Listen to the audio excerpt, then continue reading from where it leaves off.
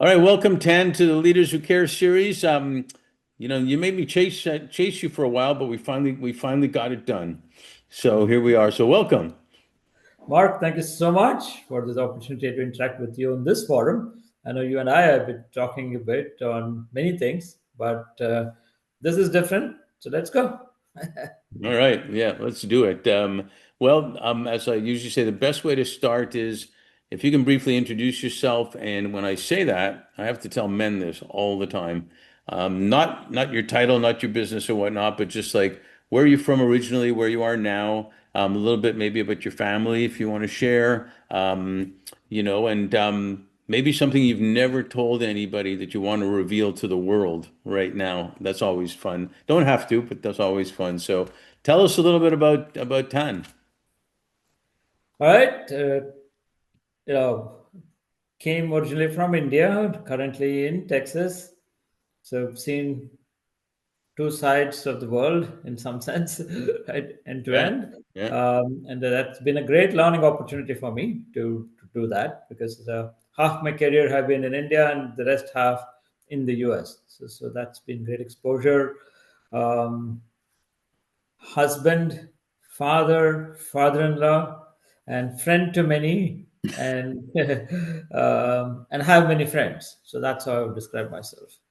Well, that's pretty important, these days especially, but always. How old were you when you came to the U.S.? Was closer to 25, getting close to 25. Yeah. And were you married then? No, not, no, I Um, was not. did you No, meet her here or in India? no, my wedding was in India. We met in India because I went back for a couple of years after I'd come for the first time. And so that's where we got married. And how was the transition? I mean, Texas is Texas. It ain't India. How was the transition? Well, for one thing, I think if you look at the map of Texas, it's kind of like shapes like India. Well, that helps.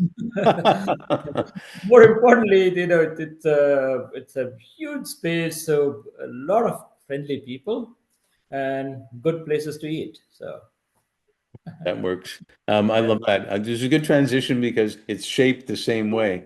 yeah, That's great. Um, you have kids, right? one daughter. Yeah. Daughter, okay. So, when you look at your daughter, how would you describe how you were as a kid or even as a teenager? Were you doing summer jobs? Were you into taking apart your computer, sports, music? What were you like? And how does it match your daughter? Well, first of all, I grew up at a time when technology was not part of what is in a household, right? I saw my first computer in senior year of college. Like kids today, or even my daughter, born when there was a computer at home, right? So, Right. so that's vastly different from Me the too.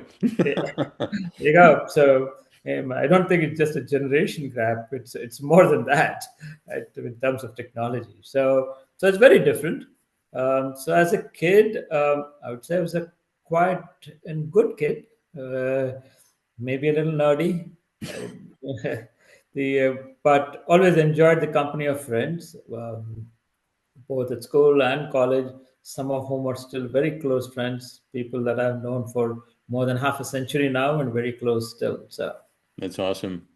That's awesome. Yeah, you just remind me. I think my first computer was probably the Texas Instrument calculator or something, if you want to call it that. Because when I had my first really experience was in college when you had to do the punch cards and bring it to the big computer room, and it was Fortran and God knows what, and you pray to God that you didn't drop your cards while you were heading to the computer room.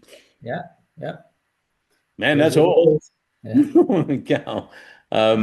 So you earned your degree in electronics engineering at Bangalore University, right? In India.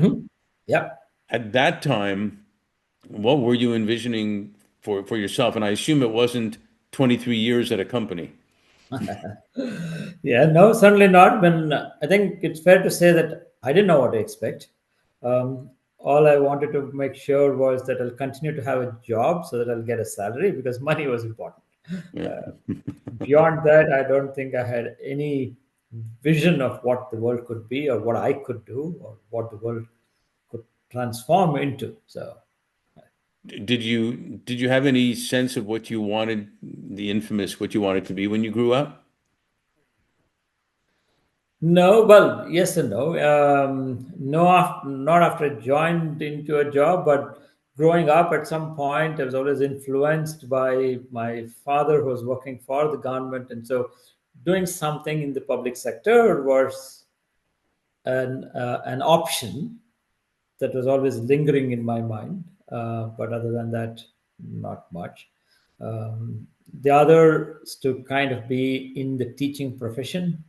Hmm. Um, because I always thought that teachers made the most difference to people. They do. And sometimes they don't even know the impact that they make on people. Do you have brothers and sisters or sisters? I have a brother, uh, younger than me. So, yeah. Okay, younger than you. Okay. So, did you ever talk and get a sense of what you both wanted to do when you were younger, or influence each other in one way or another? No, those were not conversations we had because we went to the same school, so that helped. So we used to go to school together, but nothing so much about future. Yeah, it's interesting because I have a brother who's younger than me, but 7 years. So that's a big amount when you're younger and stuff. So we're totally different, also in different directions. So sometimes I like to see the threads of, what's happening at home with siblings and whatnot that just, or maybe not decide, but there's a leaning towards going, like you said, in the government or whatever, based on what parents are doing. It's kind of fascinating. Or they go the opposite direction and don't want to do anything like their Yeah, parents, yeah, um, just on purpose, even type of thing. So, yeah, right. so how did you find Infosys? Well, so when my wife and I decided that we wanted to go back to India, I was looking for a company to apply to. Infosys was the first one I applied to, and I got the job because I told them that I was wanted to relocate from the US to India, and that was not something many people did those days. Hmm. It was the other way. People were coming into the US, so that's how I connected with Infosys. Well, that should differentiated you, and with your background, it was good for them. Yeah, it was a win-win, I think. So. Can you share this, probably, I mean, in 23 years now, can you share some work experiences that actually maybe like stand out in your career at Infosys, where um special, differentiating something, and what you also, and once you do that, also what you learned and what you saw about evolving technology that happened in your time there. Yeah, certainly. I mean, I think first of all, I joined Infosys when there were about 7,000 people or thereabouts. And when I left, the company had more than 300,000 people. So that by itself was a great experience just to watch how things were happening. Though, of course, when you're inside, you don't even realize what is going on, really, right? But when you step out and look at it, you can look at the massive growth that has occurred. And but along the way, of course, I got the great opportunity to work with wonderful people and lots of good experiences, Is whether it anything was client any interaction, people development, many things. So, and I think the lessons learned come from some simple things that the leadership team used to talk about.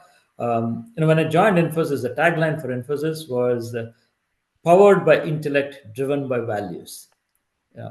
So it just emphasizes both of those, which are equally important, right? Intellect and values. And then there are many such things. So, one of the things that used to be often said was the softest pillow is a clear conscience, right? That tells you the value of integrity, right? Yeah. And there's another that comes to mind. Um, in God we trust, but everybody else brings data. So decision making with data was a very, very important element of how the company operated. And those are all lessons I carry with me for whatever I do. So those are examples of learnings.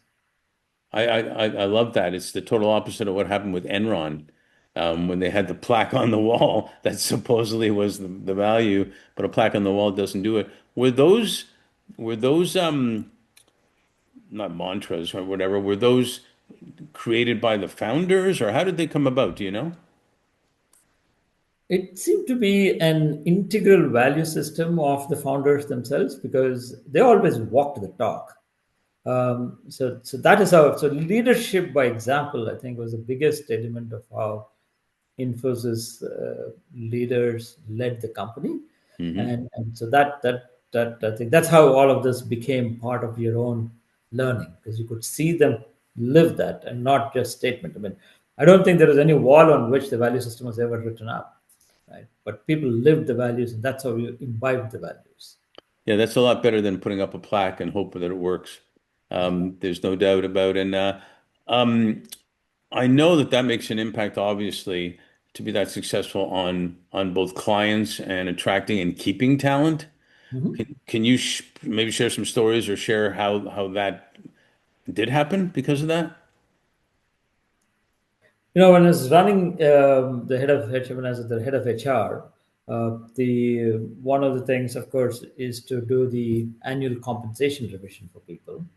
Um, and the founder chairman was had come back to the company for the second time, and he and I were working closely on making that happen. And we had almost completed everything, including the budgeting and the how the distribution was going to happen and all of that. Hmm. And it was 6:30, I think, in the evening. He had left, and I was about to leave. Then he called me from his car, saying, "Tan, I don't know if we talked about the security staff for the compensation change element, right? Because these were contract staff." He said, "You need to make sure that they are in the budget as well." From the well, at least he's thinking all the time. And Yeah. why was it that you hadn't talked about it them? It was my first year as the head of HR, and I did not know all the elements. I knew the people, so the full-time employees was clear, Mhm. but I didn't Uh, know that element of the staff.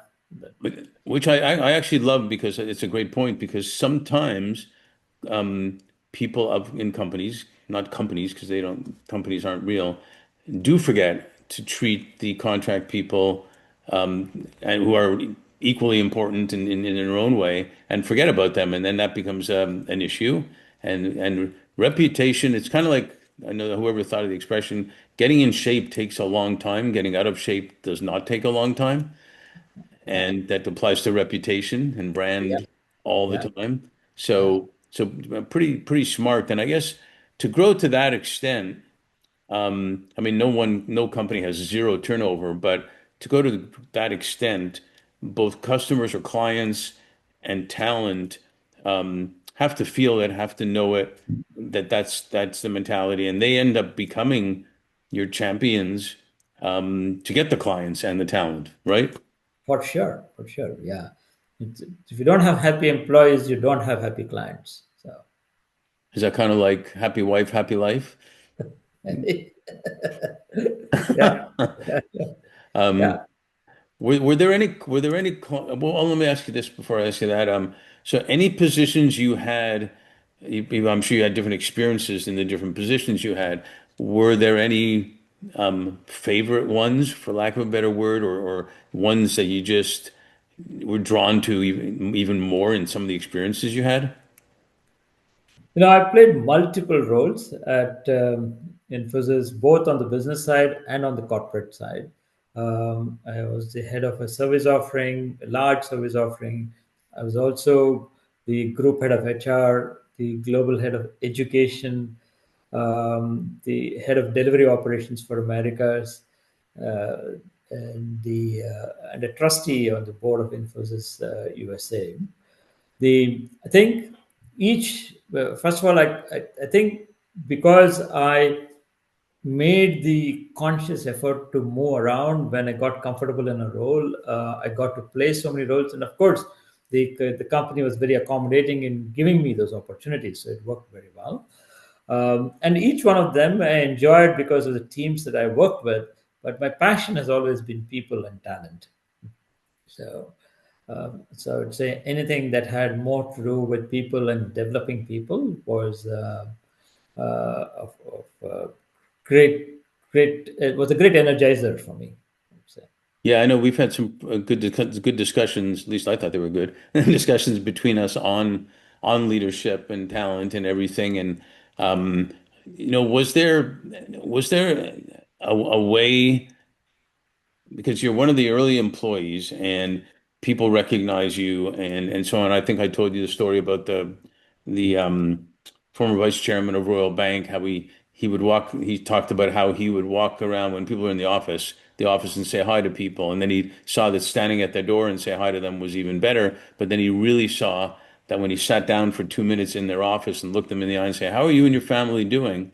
It made the biggest impact ever for that. How did you find, how did you conduct yourself and how did you see other people conducting themselves when you're in a big company like that? I remember Accenture telling me when they were 200,000 people, they were having a tough time with the Christmas party.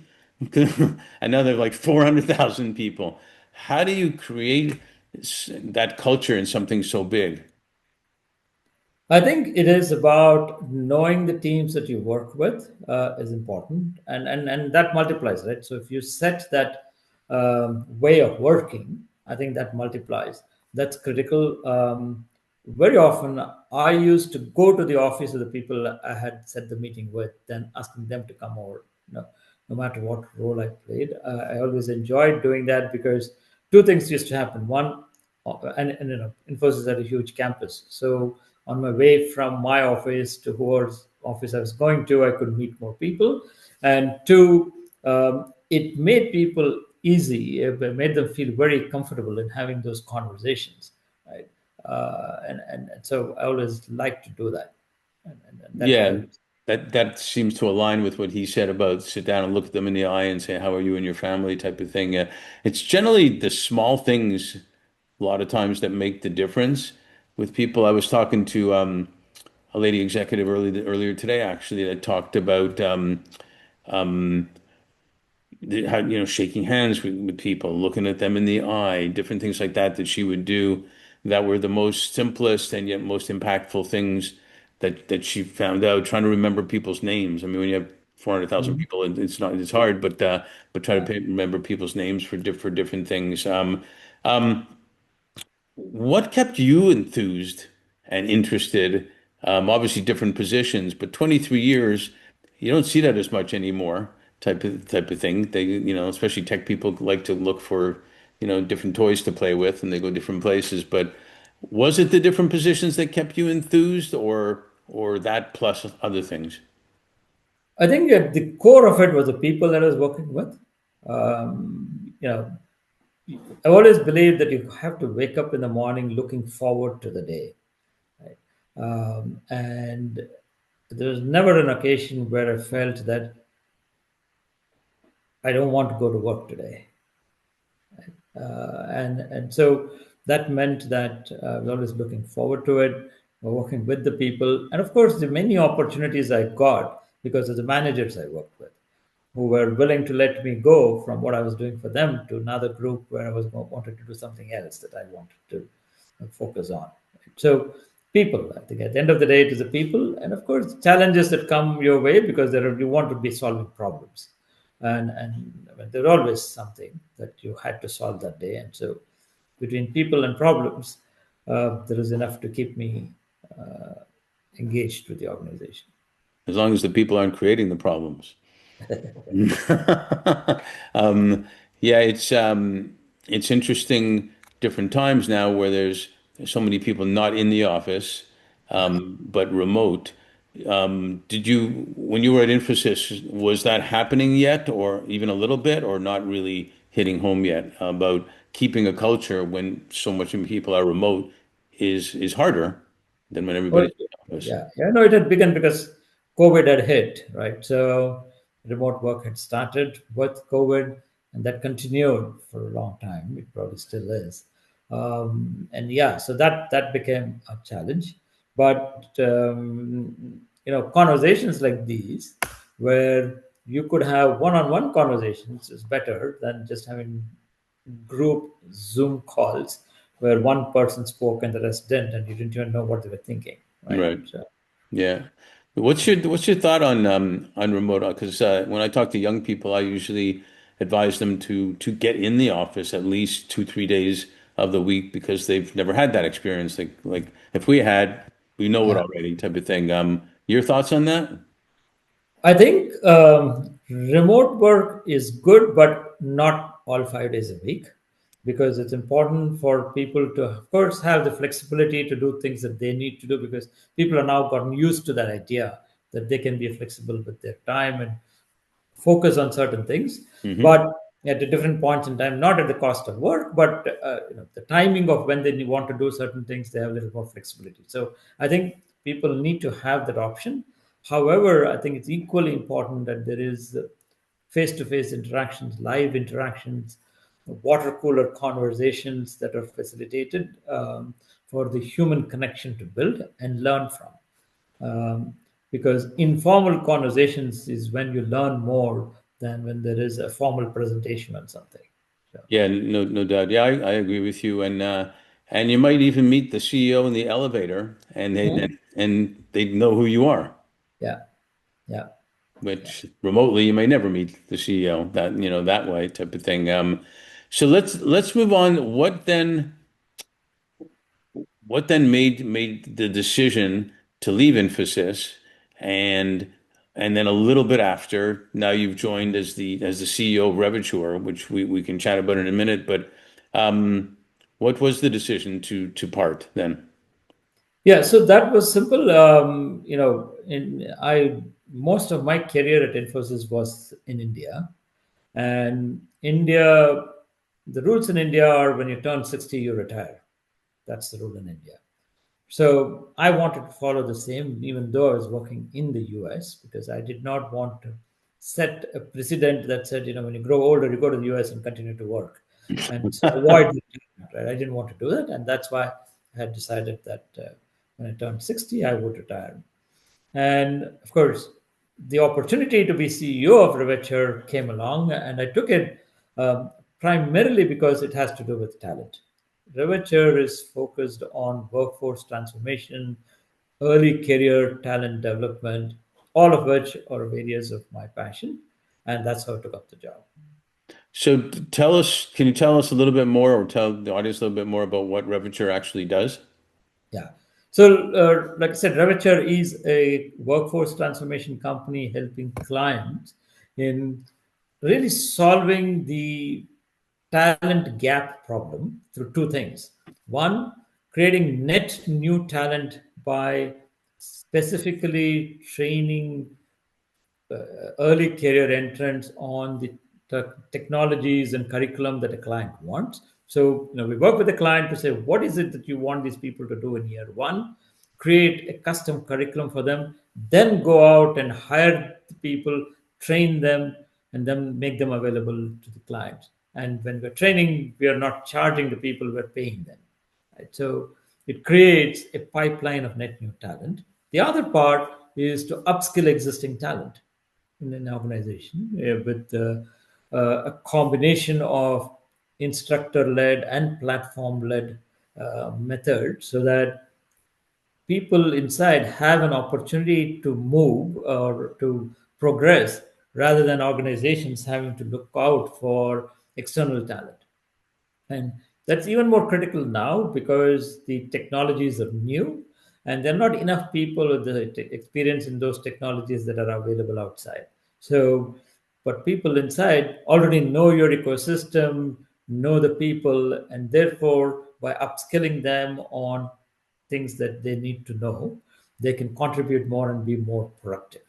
And so we have created different offerings. So, for example, one is what we call the AI Academy in a Box, which is about helping the entire organization learn about AI, going all the way from AI literacy to deep AI and ML. Right. So all of these are methods to help clients really address the critical problem of talent gap.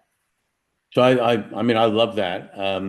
And it's obviously a way of retaining really good people type of deal. Do you assess the individuals as to even things like they have the ability to pick it up, the training type of thing? Because some people can or cannot. I guess some people can opt to or not also. But how do you determine who is it like hiring somebody to do it, basically? Yeah, it's a great question because one of the things that differentiates Revature is what we call as the pre-employment program, where rather than just having a 1 hour interview with somebody, we give them a 200 hours of free training access, where they get to see what technology means, what it is to be in the technology area, and we get to assess how they perform. So they then become the pipeline of the talent that we recruit for clients. So that whole 200 hours is very different from 1 hour, 1 day train, 1 day interviews, right? Yeah. So it takes away the unknown from hiring people. And which is the core of is your core of your business upskilling current employees, or is it attracting other what we call untapped talent out there that you have to go find new people to train for what ABC company wants people for? I would say the bulk of our work today is on the entry level talent, getting new people who want to get into the industry. Cool. Um, and do you look at people that have been involved in tech already, or what about people who have not been but want to learn? It is about people who are willing to learn. And is it all ages? So the entry level talent typically seems to be ones that have finished college and are not have found a job. But we've also done something for the federally displaced workers to get them to learn new technologies. So it's both sides. So if I came to you and said at my age, I want to do something like this, and I'd love to learn, is it open source, if you will? Yeah, the 200-hour training is open to everybody. If you want to click that up. Yeah. No, that's awesome. And with AI fast and furious, I mean, it's we thought 5 years, 10 years, 15 years. Now they're talking 1 to 2 years. Things are happening like crazy, and there's be new positions obviously coming, but there's also going to be layoffs that are going to be happening, and hopefully that's some talent that you can train as well. Is your client is your clientele always a client that comes to you, or somehow you got a relationship and you do what you said, you determine what they need and you go train? Or do you also sometimes just train people in, let's say, in AI, not to get too general, but you train people in AI, preparing for what companies may need? Now, so our recruitment starts with the client asking for us for it. So we start there because that's the only way we can make sure that there is seriousness to the learning. Because if there's no job at the end of it, the focus on learning is not as great. So Yeah, the only reason I bring that up is I think sometimes people want to learn and they don't even know they want to learn AI, let's say, yeah, um, yeah. and then they want to get the training, but that's not your model, basically. Right. Your But model we comes work from with the the client. businesses, so it's a B2B model and not a B2C model. Cool. I find it, talk about the right time for it. It's pretty well right on the money. What clients are, and especially, do you work mostly with bigger companies or also smaller companies? Our clients are across three segments. One is the system integrators, like an Infosys or a Cognizant or a Tech Mahindra and an Accenture. The other are federal services, public sector. And the third are large enterprises, banks, retailers, all of those. Okay, So so not funded startups. we could do that too. I mean, depending on the clientele and what they want. I mean, for us, it is really about the persona that the client wants them to be trained for. That's all it matters to us. So if a startup, I know one, for example, that has it's a startup growing fast, but it has about 25 tech people. If a Yeah, startup came to you and said, we need 25 tech people, you could train them. for sure, for sure. Yeah. Super cool. Um, so since we're talking about people, we're both on the board of Million Peacemakers, which Hmm. has an amazing program called Nonflict. That, as you know too, since we're both on the board, that is going to be training about 250 million young people around the Hmm. world because of the commitments of Junior Achievement and Scouts International and Red Cross and the YMCA. Talk about what you like about Nonflict, but also if you can share why you think that would be good for corporates too. Yeah, so I think first of all, it is important for people to spend time avoiding conflict, or at least to understand why there is conflict and what they can do to avoid it. And that is where I think non-flict is a great tool, right? With the three-step methodology for people to understand and get out of conflict. So that's very useful, and that's always important and more important today in the world than ever before. So non-flict and million peacemakers is a great piece that is the world needs.